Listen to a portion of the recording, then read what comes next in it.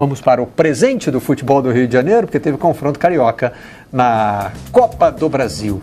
O Globo falou em inversão de papéis, né? Foi essa manchete que a gente mostrou aí na abertura do programa. O Flamengo domina o Fluminense, mas não consegue vantagem.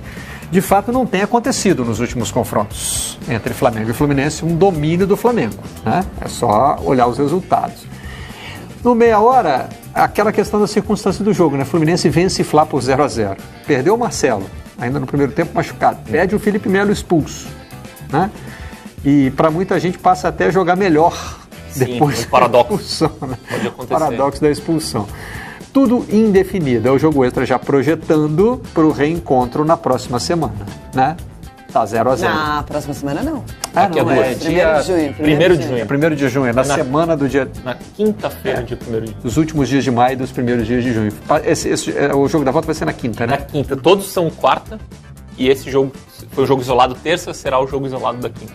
Fluminense e Flamengo ficam no empate sem gols em clássico agitado. Gostei dessa expressão do ataque, né? Porque foi agitado em termos de jogo mesmo, né? Principalmente no começo do primeiro tempo, o Flamengo cria boas chances, né? E aí talvez tenha lançado o primeiro elemento para debate, né?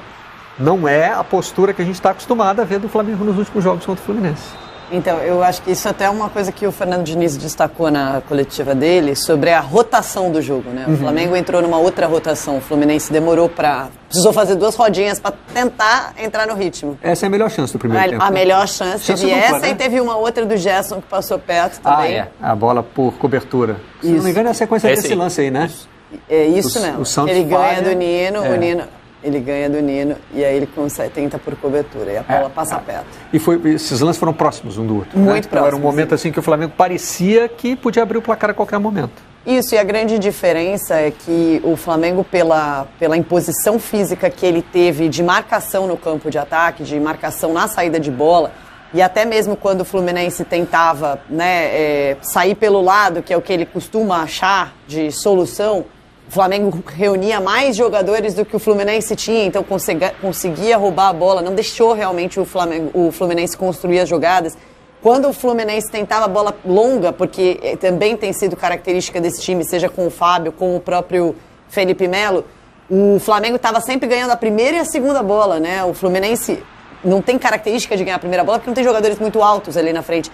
Mas ele costuma estar bem posicionado e ganhar a segunda. E o Flamengo estava muito atento para ganhar a segunda e já retomar a posse. E aqui a gente está vendo o lance da expulsão, né, do Felipe Melo, que foi logo no início do segundo tempo. Que foi quando, para mim, o Fluminense entrou em campo já com uma postura um pouquinho mais na mesma rotação que o Flamengo. E aí acontece a expulsão e muda a forma que o Fluminense ia jogar. Acho que a expulsão foi justa, tá?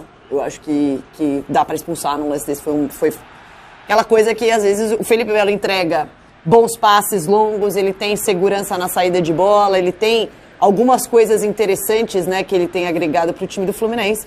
Mas a questão de, muitas vezes, chegar atrasado, com uma força excessiva, o Flamengo ainda tem também. Perde uma oportunidade com a Arrascaeta um pouquinho depois dessa expulsão, né? Sim. Ali era uma chance de mudar de vez a história do jogo. Né? No primeiro tempo, o Felipe Melo levanta o Gabigol de um jeito que talvez ele já merecesse um cartão amarelo no primeiro tempo. Se bem que o Gabigol também, né? Não, então, aí é outro capítulo. É um capítulo a se falar. Esse é um outro capítulo que também é extenso. Mas foi um bom jogo de intensidade do Flamengo. Eu acho só que o Fluminense soube entender o segundo tempo, né? A partir da expulsão, para se defender muito bem. E teve uma chance boa ali com o David Braz.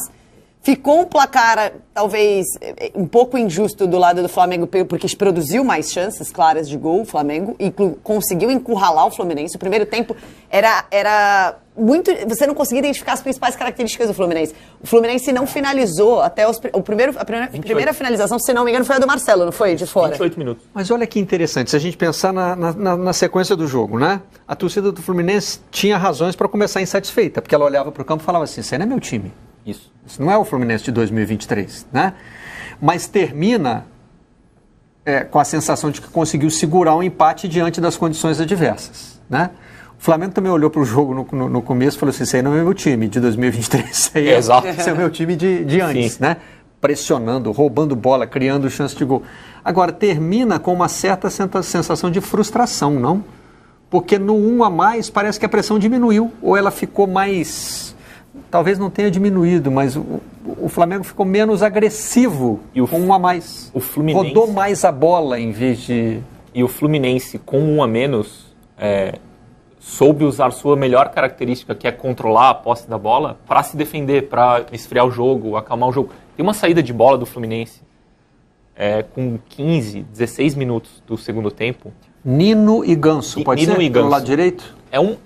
É uma obra de arte. Sim, impressionante. Tem, sei lá, 25 jogadores do Flamengo pressionando o Fluminense, e o Nino e o Ganso, só os dois, eles conseguem controlar com uma calma, assim, que é muito... Essa sequência aí, ó. Sim, A frieza dos dois chama muito a atenção. Não, e assim, a certeza de que sabemos o que estamos fazendo aqui. E olha a quantidade de jogadores do Flamengo, tá iguala, né? Que o Fluminense supera. Isso aconteceu várias vezes ao longo do jogo, e isso também foi arrefecendo ali Mas aconteceu mais no segundo tempo, não te parece? Sim. O Fluminense estava com dificuldade de sair com essa bola no primeiro tempo. No primeiro tempo. Com aquele abafa do Flamengo. O Flamengo conseguiu causar dano ao Fluminense de duas maneiras. Uma que é a maneira como os times que conseguem incomodar o Fluminense, como por exemplo o Fortaleza no 4-2, que é correndo no espaço que o Fluminense naturalmente deixa, porque concentra muitos jogadores em volta da bola, deixa espaços, e a gente vê os gols do Fortaleza, por exemplo, aquelas corridas de 50, 60 metros, de muito campo livre para o adversário atacar. Moisés, né? Moisés deitou e rolou nesse espaço aí.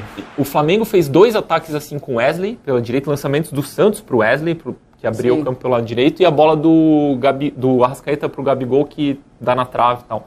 Mas além disso, o Flamengo tomou um risco que quase ninguém toma contra esse Fluminense, que é marcar lá em cima mesmo. O tempo inteiro, né? O tempo inteiro. Então, assim, o Fluminense... Só que aí tinha um segundo recurso. Um recurso que, aliás, era muito usado pelo time do Jorge Jesus. O da falta. O da falta. Isso. É o seguinte, foram 14 no primeiro pressiona tempo. Lá no campo deles. Os caras conseguiram sair, na primeira oportunidade vai lá e derruba. O Flamengo fez faltas em 8 jogadores diferentes do Fluminense. Então, foi 14, no primeiro tempo foi 14-4, 14-3, e o jogo terminou com 21-5. O risco aí é você sobrecarregar seus jogadores de cartão amarelo, por exemplo. Ontem não teve nenhum. Mas o Daronco não quis punir por isso. O Pedrinho até na transmissão falou, o Flamengo fez aquele tipo de falta que não gera cartão. Nenhuma falta mas que talvez pudesse isso ser que eu ia falar, gerado. porque assim, uma coisa...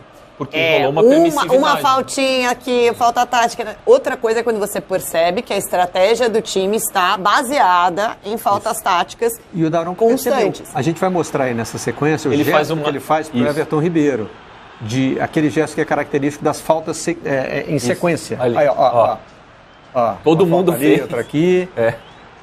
Só que aí ele manda acabar. Ele vira para o Everton Ribeiro, que é o capitão do Flamengo, e diz: acabou! E não acabou. Ele vai lá falar, não acabou. Não acabou. Né? Esse 21-5 em falta. Olha o número de faltas se destacando, né? Nos números do clássico.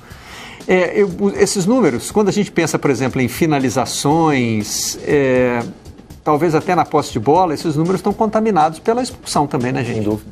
O primeiro tempo termina 51-49 pro